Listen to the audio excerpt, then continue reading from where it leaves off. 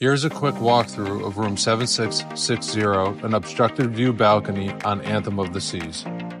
The stateroom itself is a typical balcony stateroom, but the balcony offers much more. Here's a quick look in the bathroom.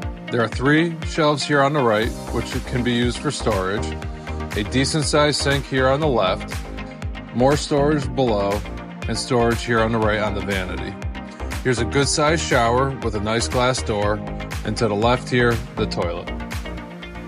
Back in the main part of the stateroom, here's the first closet, with hangers up top, with plenty of room to hang your clothes, and below we had our hamper here all week for our dirty clothes and room for our sneakers.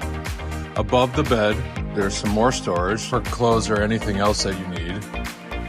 Next to both sides of the bed, there's a lamp and a plug to charge your electronic devices. Across from the bed is your TV, and below it some more storage. It's small, but any little bit helps. On the left here is your desk. There's a European, 2 standard outlets, and 2 USB ports for your charging needs. Here's the setup for your 3rd and 4th guests. The bottom of the couch pulls out, and during the day you're able to push it in to create more space in your room.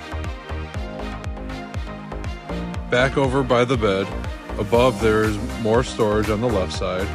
Another closet on the left here with shelves, more room to hang clothes, your safe, and down below 2 drawers.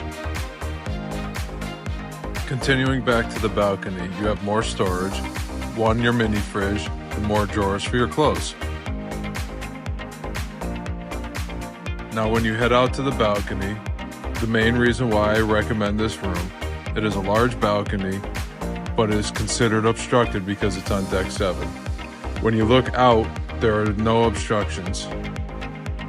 When the obstructions come into play is when you look down below where the lifeboats and the supports are.